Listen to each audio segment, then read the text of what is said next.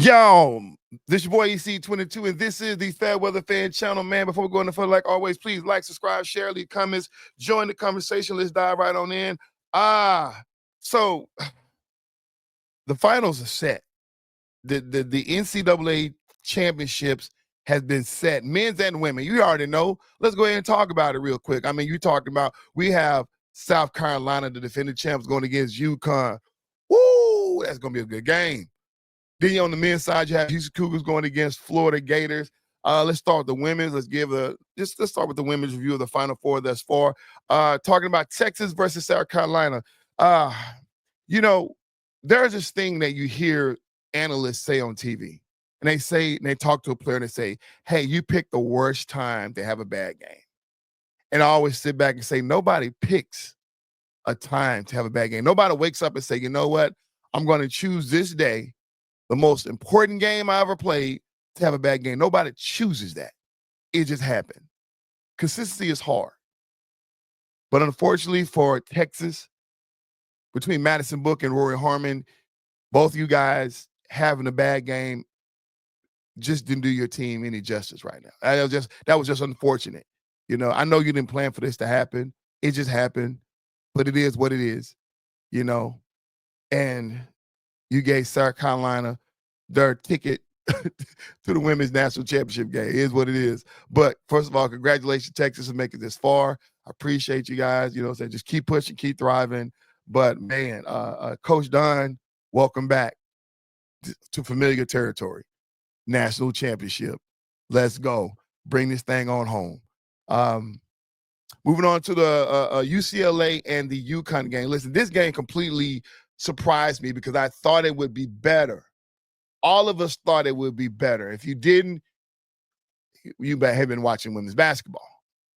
Now, we get Paige Beckers has been going off. You know, the game before that, she had 32. The game before that, she had 40. So we about to expect her to just go ham on UCLA, and maybe they thought it too. I don't know.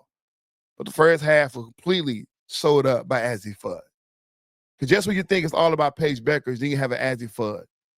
Second half, it was about Sarah Strong, with Paige Beckers mixing in between. So Paige is not the only tough athlete that they have on that squad. You still got those three: Paige, Azzi, and as well as Sarah Strong. Man, listen, they did their thing. UCLA, I'm disappointed. I'm disappointed. Because correct me if I'm wrong. If history serves me right, the way that UConn beat you is the same way that LSU beat you. You guys tried to force the ball into Lauren Betts, and they sold her up. And this exact same thing what happened to you guys this year. They sold her up, which means you're going to have to find scoring somewhere else. At some point, you're going to have to realize this ain't working. But it is what it is. You had a game plan. You stuck with it.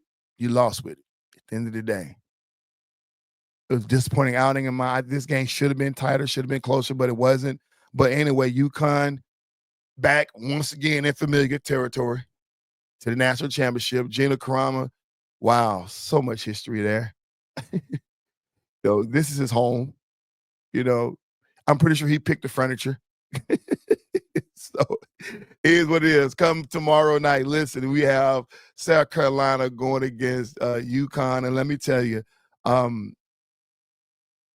I know a lot of you are like, man, UConn got this hands down. I know that. But after watching Houston and what Houston did to Duke, listen, I'm sticking with the current champs right now. I have no, I know talent now. I get it. My emotion, my logic would tell me to stick with UConn and go with UConn. But my emotion said, no, stay with the champs. So then I'm going to stay with the champs on this. So I'm going with South Carolina is going to win yet another national championship under Coach Don Staley. And there you have it. I'm sticking with that. But South Carolina, listen, Joyce Edwards, they going to need you. Tahina Pow, they going to need you. Chloe Kitts, they going to need you. Malaysia Flowale, they going to need you.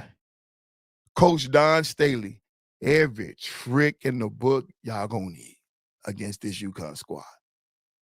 And that's how and I'm done with that. Let's move on to the men's. Man, listen, starting out with the Florida and Auburn game to the #1 overall seed in the tournament. First of all, congratulations for making it to the Final Four. But if I had to give 3 reasons why you lost this game, let me start off. Let me just give you my 3. #1, Janai Broom. Where were you, bro? I didn't feel like your energy was there. I felt like you played lazy at times. Yeah, you had some good beast mode moves in the paint first half, but then where were you second half, bro? I don't know. #2 reason why I think you lost this game is too many turnovers, too many missed opportunities, but mainly too many turnovers. Yeah, I know the ref was calling on a loose game. It was a tough physical game, but at the end of the day, too many turnovers. And #3 probably should be the #1, 2, and 3, but I'm just calling what it is. The reason why Auburn, you guys lost this game is because, let me hear you say his name. You got to say his name. Walter Clayton Jr. of Florida. Wow, man, did he bust y'all tail? Like, somebody should have stayed in front of him. Did y'all not get the memo? Did y'all not watch any tape? Maybe you didn't do your homework. I don't know. But this kid went off. I knew like 6 minutes into the first half, this guy is about to have a hell of a game. And he did just that. The dude played his tail off. And I mean, what else? What else can you do with an athlete like that? His speed, his quickness, his confidence was way up on this game. And I appreciate that from him. So congratulations, Florida. Now you're going against the Houston Cougars. Houston versus Duke. If you know, then you know. If you watched the game, then you saw it. I have to make a confession for the Houston and Duke game. I chose Duke to win this game. I mean, I chose Houston to win this game.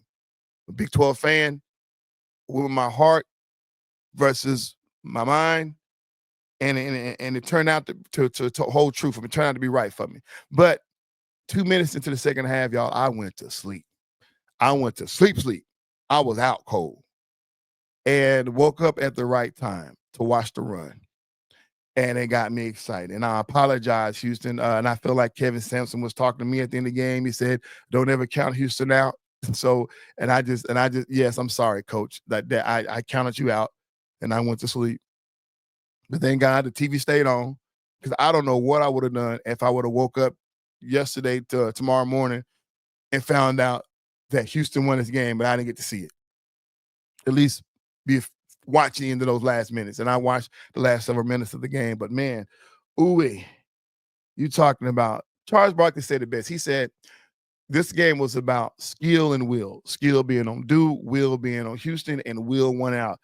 Man, I wish I could relive this game for you for those who didn't watch it.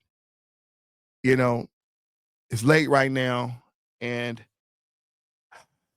my emotions won't do it any justice. Please, if you missed it, I'm sorry. But try your best to find some worthy recaps of the game for you can understand the energy that we felt watching that run. I think it was a 13-3 run. The game was over with. Everybody, even the commentator said the game was over with. But Houston, Kevin Sampson, I don't know what he said to this team, but man, he got them boys to fight back hard. Defense wins championships. It is what it is. So now that we have Florida and Houston in a national championship game, listen, I've been rocking with Houston this whole time. Might as well stay the course. I got Houston winning a national championship, their first national championship in team history.